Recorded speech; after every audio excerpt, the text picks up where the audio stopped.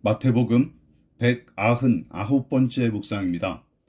마태복음 17장 24절부터 27절 말씀까지 봉독합니다. 가버나움에 이르니 반세겔 받는 자들이 베드로에게 나와 이르되 너희 선생은 반세겔을 내지 아니하느냐? 이르되 내신다 하고 집에 들어가니 예수께서 먼저 이르시되 시몬아 내 생각은 어떠하냐? 세상 임금들이 누구에게 관세와 국세를 받느냐? 자기 아들에게냐 타인에게냐? 베드로가 이르되 타인에게니이다. 예수께서 이르시되 그렇다면 아들들은 세를 면하리라. 그러나 우리가 그들이 실족하지 않게 하기 위하여 내가 바다에 가서 낚시를 던져 먼저 오르는 고기를 가져 입을 열면 돈 한 세겔을 얻을 것이니 가져다가 나와 너를 위하여 주라 하시니라. 예수님과 제자들은 갈릴리를 떠나 가버나움으로 이동했고 거기서 성전세 징수를 담당하는 반세겔 받는 자들을 만납니다.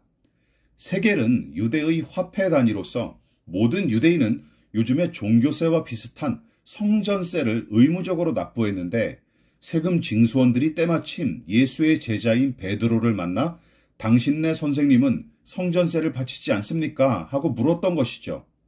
이에 베드로는 예, 세금을 내실 겁니다 하고 대답한 뒤에 예수님께 이 일을 알려드리려고 했으나 이미 다 알고 계셨던 것처럼 예수께서 오히려 이렇게 말씀하시죠. 시몬아, 너는 어떻게 생각하느냐? 세상 임금들이 관세나 인두세를 누구한테서 받아내느냐? 자기 자녀들한테서 받느냐? 남한테서 받느냐? 하며 먼저 질문을 던지십니다.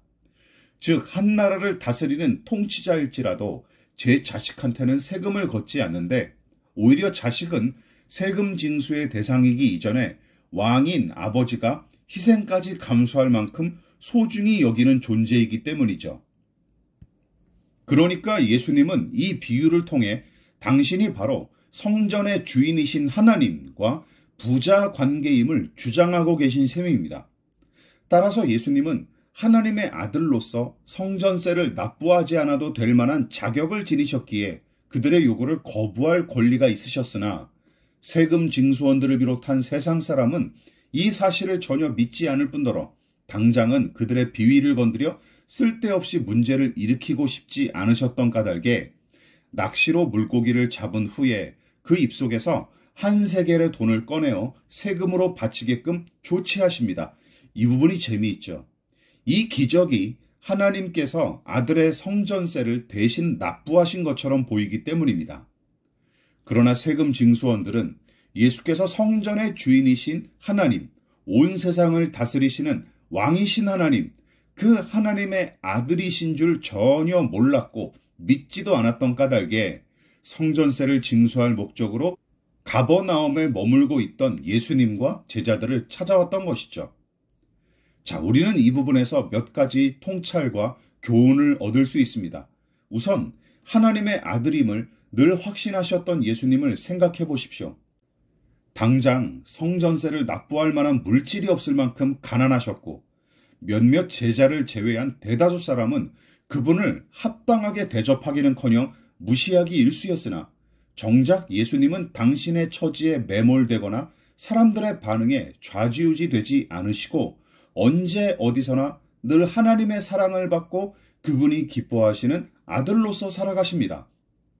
또한 예수님은 세상과 만물과 만사를 초월하여 존재하고 다스리시는 분이시지만 어떤 신자들처럼 세상의 법과 제도를 마냥 악한 것으로 간주하고 배척하시기는커녕 도리어 유대교의 관습과 당시 사회법을 어느 정도 인정하고 준수하셨던 것을 보십시오.